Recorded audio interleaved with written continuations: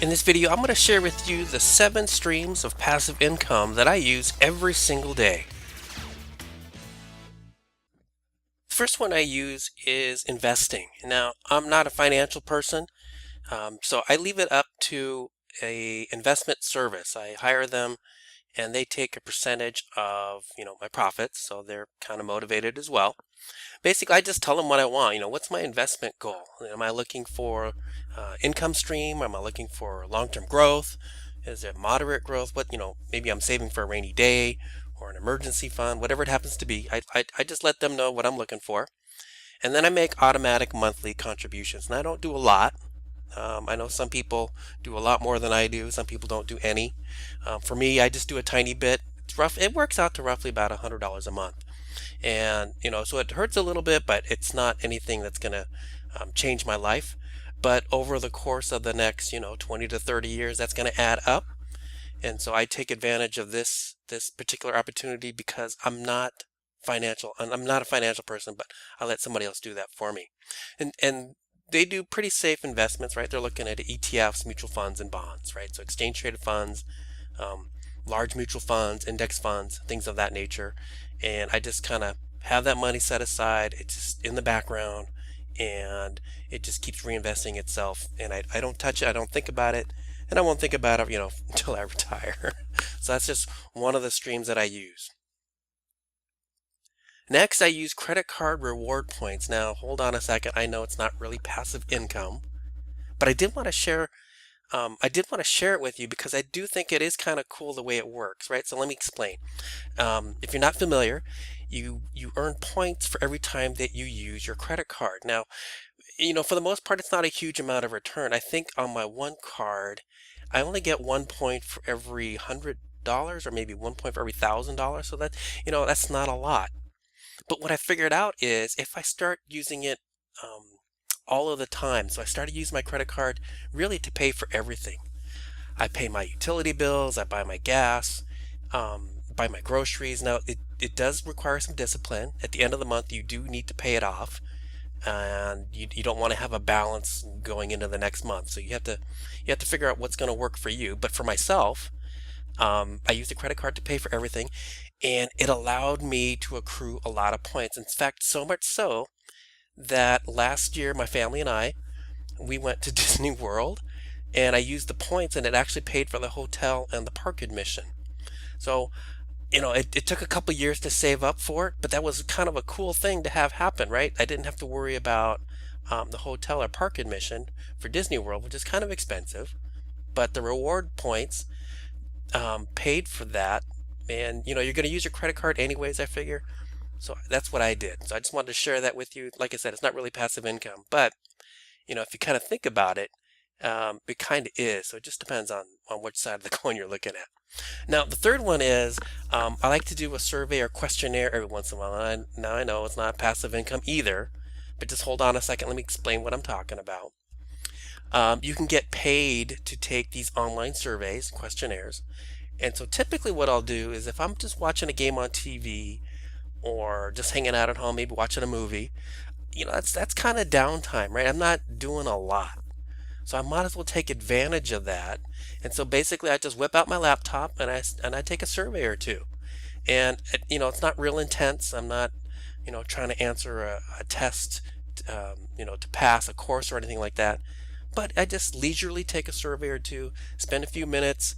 It's not that difficult, and so it's not too bad. It doesn't really distract from what I'm watching on TV at the time.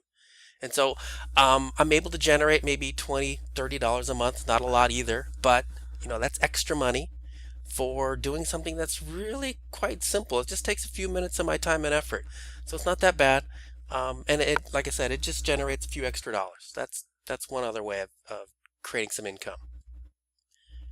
Now, I've also created a few books in my time. I've written a few how-to books, and I know some of you may not be authors, and that's okay. But for those of you that are, you may want to consider writing an ebook or a book itself. Now, it does take some time and effort up front, so that's the investment up front. And don't be mistaken; these aren't huge books. These are little how-to books, right? So they're They're not huge novels or anything like that. And they're not 20,000, 30,000 words. They're probably closer to 3,000 words, maybe 5,000 words at the most. But they're really meant to be vertical, high focused ebooks.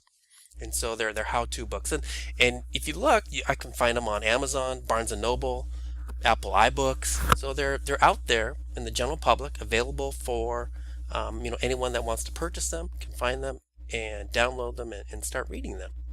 So I think it's fair to point out, or I need to point out, that I'm not a professional author, right? So I don't have a publisher or anything like that I'm working for. These are all self-published books, so there's no approval process.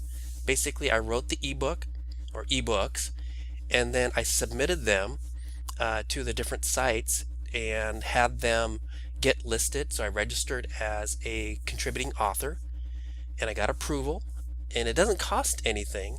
It just, it's the time and effort it takes to write the book, but you don't need to pay for anything when you register as an author. You upload your ebooks, and then I let Amazon and whoever do all the marketing for me, right? They've got a built-in audience. They know how to handle all that, and they do all the credit card processing. And at the end of every month, or actually I think it's at the end of a quarter, I receive royalty checks as a result of that. So that's kind of cool. And I wrote these books probably 5 to 7 years ago, but I'm still getting royalties from them. So that's a great way to make a passive income. Now this next one, number 5, is creating an online video training course. And one of the ways I did it was I just took one of my existing ebooks and I reformatted it for a video course, right? I just turned it into a video course. So I didn't really have to work too hard. I just reused the same material and all my same resources. I just leveraged that and turned one of my ebooks into a video course. So I didn't really require a lot of extra work. Like I said, I did have to create an outline for the video lessons, and really all that is taking the chapters that were in the ebook and then breaking them up a little. So I had to break them up a little more because otherwise the lessons might have been too long. So I wanted to make them in small digestible chunks. So I broke them up and I made my video course. And then I recorded everything using a small digital camera and a tripod. But that's not required, right? You could also do it with, say, your smartphone. The technology today is such that these smartphones have great cameras on them. They record high definition, they've got good sound recording. And so, in fact, I know several people that have created video courses just using their smartphone. So, this is another way of creating that passive income. So if you've got a passion for teaching and you've got some extra knowledge and time and you'd like to be able to share that with other people, you may want to consider creating a video course. That's what I did, and that's how I'm creating another passive income stream. And so here's the most amazing part. So I released the video course 3 years ago, or a little bit over 3 years ago, and I'm still getting students enrolling every single month. Now I'm not making a huge amount of money. I'm probably only clearing maybe $200 or $300 a month, but that's great, right? Think about that. So that's just one course. What if I had multiple courses? Then you multiply that by $200 or $300, and now you've got something pretty substantial. Number 6, in passive income stream that I use, I do own a rental property. I know owning property isn't for everybody, but I am a landlord, and it's just the basic traditional business model, right? I have this rental property, I have renters, and they pay me every month. It's no big deal, but it does take a large financial investment up front, right? So you've got to be able to afford a rental property. I think it's more important if you're renting an apartment now or renting a place. I think your goal should be buying your own primary residence first, and then later on, maybe further on down the road, you may want to consider getting into the real estate game and getting a rental property, because it's really nice, right, to have that investment. You pay it up front, get the property, and now you start collecting monthly rent payments. And so that's what I've got, is these rental payments coming to me every month, and that's one of the great passive income streams. I think it's for diversification. You want to do something like this. Now there's some other real estate investment models. You don't have to do a rental property. You don't have to buy a house and rent it out. There's some other ways to do it, and I've I've dabbled in some of them, right? So one of the ways is I've loaned some money out, and so people could buy their own house. They had kind of questionable credit, so it would have been difficult for them to secure a loan. So I did something called private equity lending. So basically, I'm holding the note for their property. I lent them the money to buy the property, and I'm acting as their bank now, and they're paying me every month. So they don't pay a mortgage company; they pay me directly. And the other way, one of the other models that I'm using is something called a REIT, which is a real estate investment trust. You can kind of think of it like, say, investing in a stock. If you're talking about Wall Street and you invest in stocks and bonds, well, a REIT, real estate investment trust, is very similar. And I put money in there, or I invest money, and I get shares, or percentage. And then every quarter or so, I earn a dividend off of that. So having real estate allows me to collect interest payments, allows me to collect rent, and as well as dividends. So that's another passive income stream that I use. And then the last one is I have a blog. It's actually a niche website, and I do blog posts on there. And I've been able to monetize my website. Now there's multiple ways of doing it.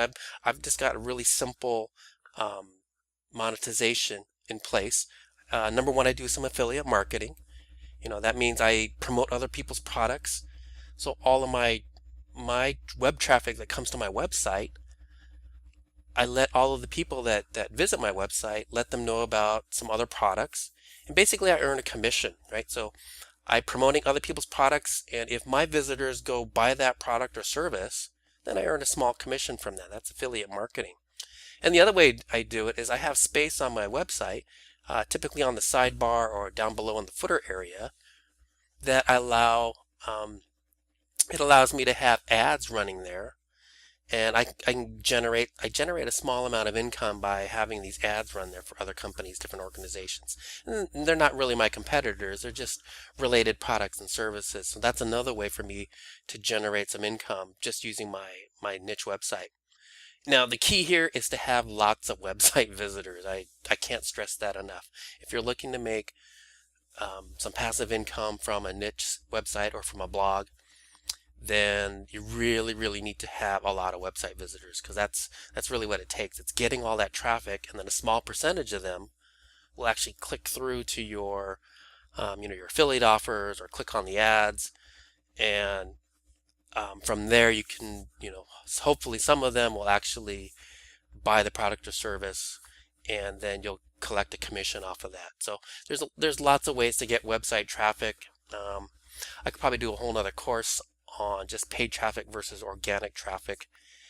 Paid traffic is where I may set up an agreement between Google, and I run some ads that come up as part of their search results, and that I could pay for having Google direct some traffic to my site.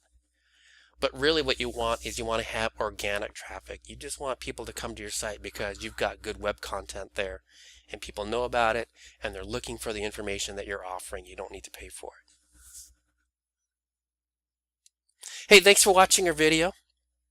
If you like it, be sure to give us a thumbs up, and if you also leave us a comment. Tell us what you liked or what you didn't like. If there's other things you'd like me to talk about, let me know that as well, and I can make a video about that. Make a plan, take action on your plan, and start living your dream.